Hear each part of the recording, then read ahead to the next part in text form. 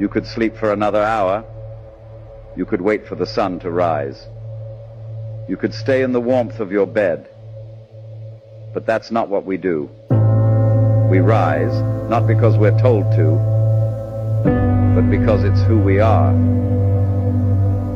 We work in the stillness when the world is too caught up in comfort. At dawn, we train.